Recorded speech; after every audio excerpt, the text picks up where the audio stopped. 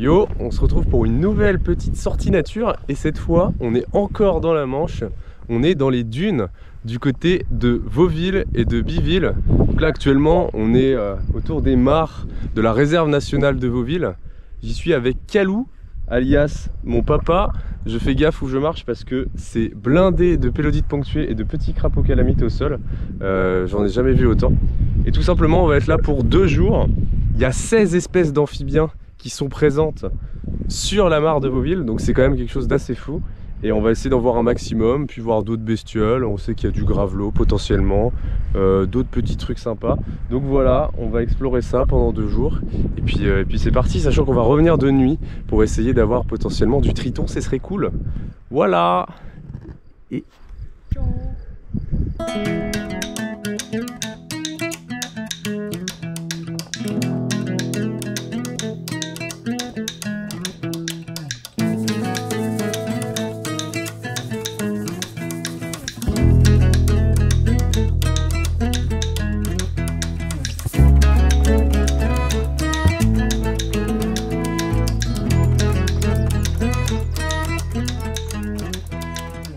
Bienvenue dans la réserve naturelle nationale de la mare de Vauville, dans la Manche. Créée en 1976, cette réserve occupe une surface de 60 hectares avec une immense mare longue d'1 km et large de 300 mètres qui est séparée de la mer par un étroit cordon dunaire. Cela fait près de 6000 ans que cette mare existe. L'eau douce y est protégée des assauts marins, ce qui a permis à la faune et à la flore de s'épanouir pleinement. Une telle quantité d'eau douce, si proche de la mer, constitue un site exceptionnel. Admirez ce complexe de dunes fixées, de pelouses hygrophiles et de petites mares temporaires. On y recense plus de 2000 espèces. Insectes, oiseaux, amphibiens et plantes y sont très diversifiés. La réserve naturelle nationale de la mare de Vauville accueille des visites guidées, diurnes et nocturnes, à la découverte de sa faune et sa flore. Donc si jamais vous êtes intéressé, n'hésitez pas à consulter leur page Facebook. La réserve est désormais gérée par le groupe ornithologique normand, dont les missions varient entre la surveillance, la prévention et la recherche scientifique. Ce site est d'un intérêt exceptionnel, particulièrement concernant mes chouchous, les amphibiens. Et comme vous le verrez, nous avons eu la chance d'apercevoir un bel échantillon de cette diversité en seulement 24 heures.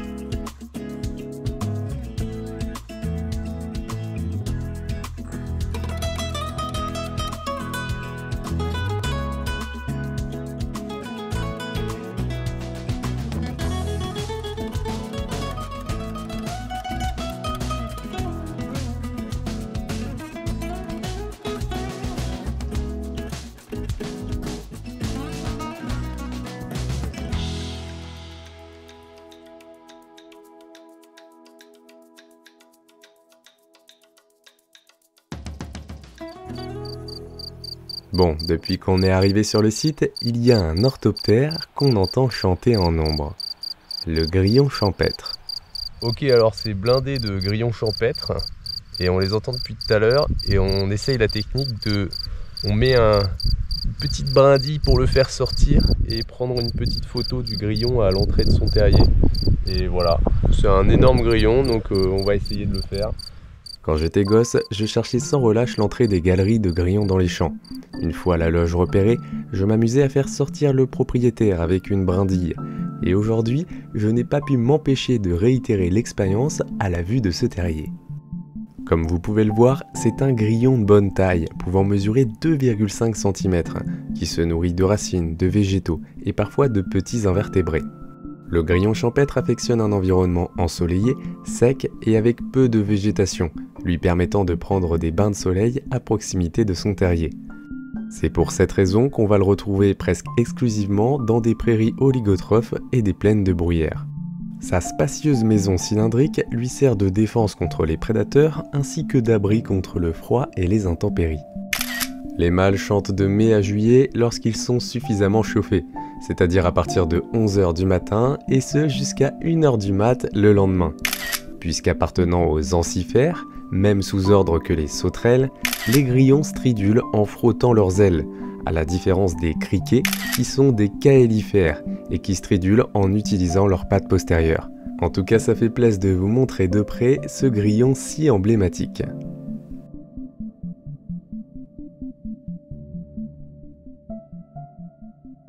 Il y a quelques semaines, je m'étais rendu au Havre de la Venlée, en quête des émergences de pélodites ponctuées. Et finalement, après avoir rencontré dans un premier temps de nombreux alites-accoucheurs, j'avais réussi à croiser un individu de pélodites ponctuées. Et ben en arrivant ici, je n'étais pas au bout de mes surprises. Une fois que nous étions rendus au milieu de la réserve, ce sont des centaines de petits pélodites qui crapahutaient à nos pieds, au point que la balade s'est transformée en mission « Ne surtout pas marcher sur les pélodites ». Et je vous assure que pourtant nous sommes restés sur les sentiers. On reconnaît sans doute possible le pélodite ponctué, grâce à sa pupille verticale, son museau arrondi et sa peau mouchetée de taches vertes.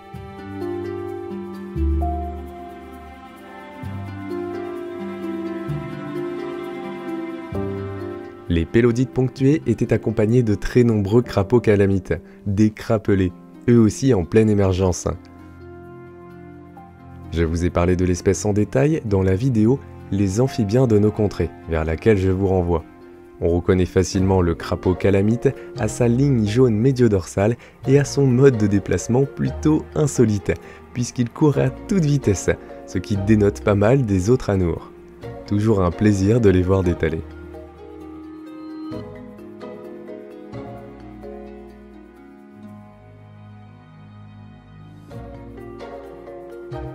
Parmi les pélodites et les crapauds, on aperçoit également une jeune grenouille rousse. C'est vraiment la fête puisque les grenouilles vertes sont également très nombreuses dans les mares et on pouvait les entendre chanter en boucle. À Vauville, il existe une route célèbre car chaque année en automne et à la fin de l'hiver, elle est fermée à la circulation. Quand les températures remontent et que la douceur se réinstalle en février, ce sont des milliers d'amphibiens qui entament une migration depuis les terres vers la mare de Vauville et entreprennent donc la traversée de la route du Taute. Taute, je ne sais pas trop comment ça se prononce, en tout cas afin de les protéger du trafic routier, particulièrement meurtrier sur la route du Taute, celle-ci est désormais fermée à la circulation pendant les périodes sensibles et des bénévoles aident les amphibiens à traverser.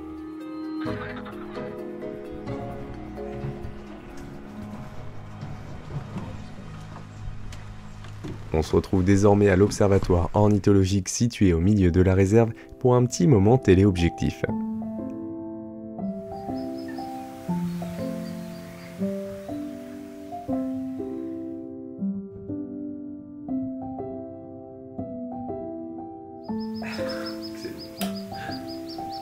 Là c'est le poussin qui est dehors. Regarde.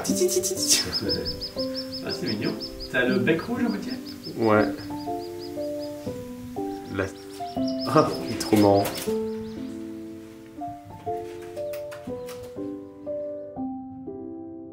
Au sud de la mare de Vauville prend place le massif dunaire de Biville, une vaste mosaïque de dunes et de petites mares qui s'inondent temporairement chaque hiver. Bon bah là on est dans les dunes. Voilà, il y a du sable. La particularité des dunes, c'est qu'il y a du sable.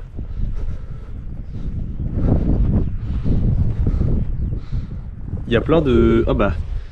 Il y a une spécidée là. Ah mais c'est quoi tous les petits machins là? Allez mec, courage. Courage, tu peux le faire, retourne-toi. Retourne-toi mec. Allez. Putain, t'es kébou là. Allez, vas-y. Oui. Champion. Allez les gars, courage. Vous pouvez le faire. Vous pouvez le faire. Oh là là, le petit prend la tête. Allez, vas-y mon gars. Allez, vas-y mon gars. C'est par les dunes qu'on accède à la plage pour découvrir les vestiges du mur de l'Atlantique, construit par le Troisième Reich pendant la Seconde Guerre mondiale. Les blocos accueillent désormais les impressionnants graphes de Blizzy et Baby K. J'en ai vu des gaz posés, j'aurais pu suivre l'exemple, mais c'était plus fort que moi, un peu comme qui descend. Je vis, je ressens, imbibé d'essence. J'ai incinéré mes limites et puis j'ai vidé les cendres. Car depuis petit peu je me libère dans le vide. Dans la vie ça me sidère, c'est le mystère qui me guide. Comme un trou dans le bide ou le creux d'une ride. Ceux qui disent que c'est dit de moi je ride. Coincé dans mon pied à terre, j'ai des envies célestes. Me délaisse des aberrations que mon ennui déteste. Ah oui, genre là. Obsédé par tes 5 ou 6 complexes. Je me dirige vers le haut comme l'accent circonflexe. Et comme un pigeon voyageur, j'observe les grandeurs et prends de la hauteur à la manière d'un pilon ravageur. Avant qu'une rancœur obscure ne m'élimine, je passe au-dessus des murs de mes limites. Zéro est en haut. Un drôle d'oiseau, son bec te pique, ses griffes t'agrippent, la serre. On arrive au nid des gravelots. C'est à proximité de l'un de ces blocos que nous avons spoté un grand gravelot en train de nicher. Plusieurs couples nichent sur la plage de Vauville-Biville, et certains d'entre eux, comme ici, ont choisi des secteurs très fréquentés. Il a été décidé de placer des cages sur les nids afin d'empêcher la prédation par les corneilles ou encore par les chiens non tenus en laisse. Les mailles des cages sont suffisamment petites pour empêcher que les prédateurs puissent y passer la tête, mais suffisamment grandes pour laisser rentrer les gravelots. Bah ouais, sinon ce serait pas très smart. La rubalise autour signale la présence du nid et pendant toute la période de nidification jusqu'à fin août, il ne faut pas s'en approcher pour éviter les dérangements. Les gravelots appartiennent à la famille des Charadriidae. Sur nos côtes, on compte 3 espèces de gravelots. Le petit gravelot, le gravelot à collier interrompu, ainsi que le grand gravelot, qui est l'espèce présente ici. On le reconnaît à son bec orange et noir et à ses pattes orange vif. Le grand gravelot niche sur les plages de galets pauvres en végétation. Le nid est garni de galets, c'est un peu le truc qu'il y a partout autour, d'éléments végétaux ainsi que de débris. La femelle y dépose 3 à 5 œufs que le couple incubera en alternance pendant au moins 3 semaines. Les poussins de gravelot sont nidifuges, c'est-à-dire qu'ils quittent le nid. Ils ont un duvet très cryptique de la couleur du sable ou des galets, ce qui leur vaut un camouflage plutôt incroyable. Les jeunes ont un développement rapide et voleront au bout de 24 jours. En attendant, ils doivent survivre aux prédateurs grâce à leur mimétisme. J'en profite pour vous renvoyer vers la vidéo très complète de Flo Naturaliste qui présente les 3 espèces de gravelot et aborde les problématiques liées à la nidification de l'espèce sur nos côtes.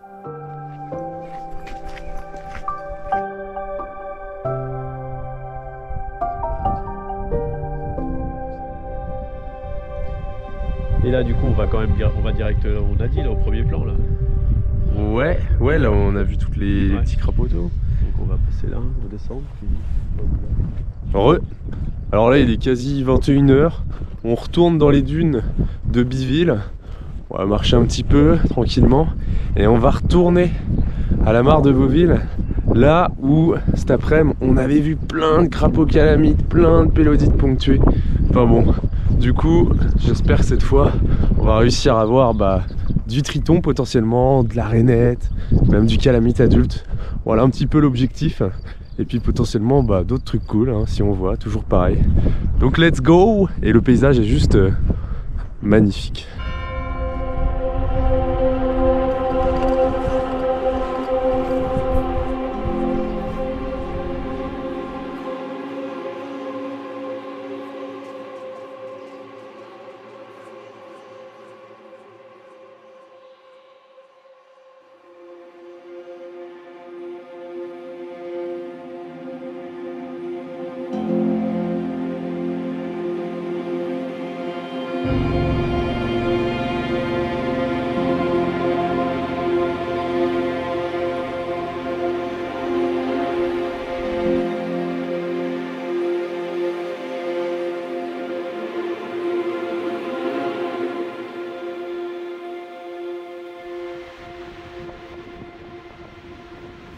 Il a sauté genre 2-3 mètres, 3 mètres.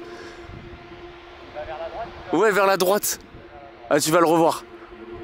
What? Là.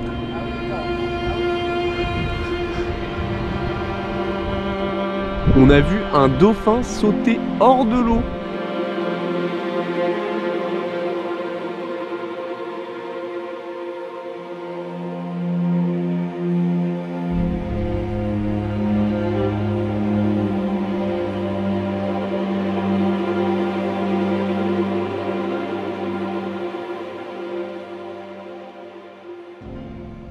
Il n'a pas fallu attendre très longtemps pour entendre les premières vocalises de rainette verte, extrêmement puissantes.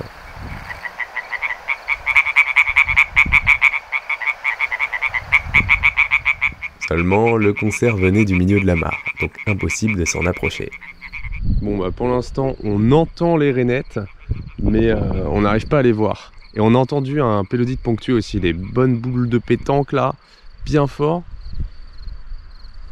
On va continuer, on va essayer de trouver ça. Depuis tout à l'heure, on essaye d'éviter de marcher sur les tout petits pélodites ponctués. Et là, il y a une énorme pélophylax sur le trajet. Brrr. Regarde, mets ton pied à côté, je pense qu'elles s'en foutent. Ouais, elles sont contre-fous. Grenouilles vertes, grillons champêtres et pélodites ponctués étaient présents en nombre sur le sentier. L'unique urodèle de l'excursion s'est manifesté, un jeune lissotriton. Entendant l'oreille un peu plus tôt, c'est le chant des alites que j'avais cru entendre au loin. Et bah, c'est bien un petit alite que nous avons croisé au milieu du chemin. Là encore, je vous renvoie vers la dernière sortie nature où l'espèce tient le rôle principal.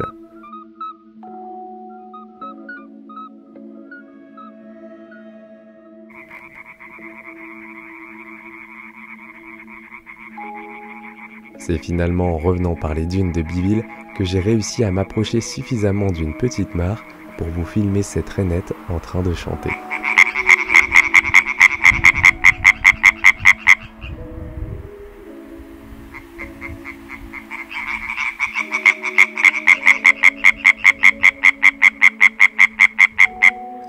À la différence des ranidés, qui possèdent les sacs vocaux sur les côtés de la tête, les illidés, comme les rainettes, le possèdent au niveau de la gorge.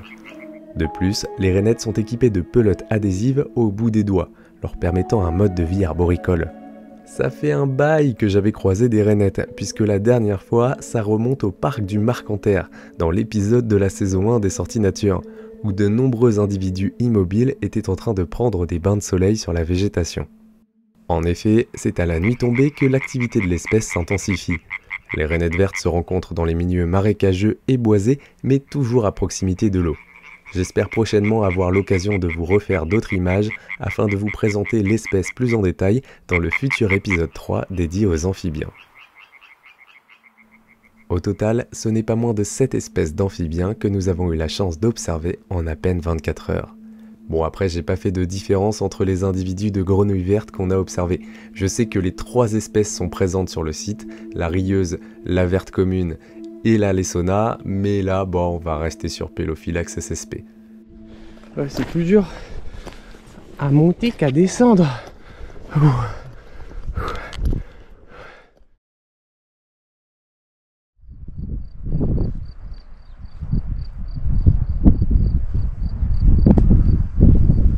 Yo, on est le lendemain matin. Bon, le temps est pas foufou, il y a pas mal de vent. Mais en gros, là, l'idée, c'est qu'on continue à se balader dans les dunes de Biville. Et puis, on va voir ce qu'on peut voir tranquillos. Et puis, voilà, quoi. J'espère de la vipère pédiate dans les dunes, mais bon, pas trop de soleil, j'y crois pas trop. Donc voilà, let's go. Et puis, ça va être une demi-journée tranquille pour finir cette petite sortie nature. Déjà, on a vu masse amphibien hier, c'était trop cool. Donc, let's go. Aïe. Ah. Ah, ça fait mal. Ah. Ah.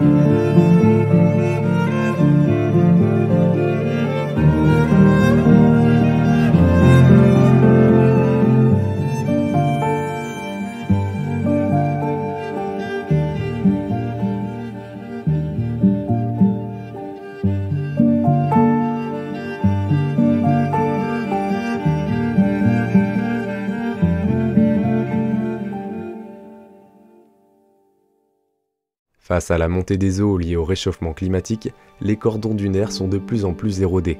Ici, à Vauville, la dune recule d'environ 1 mètre par an.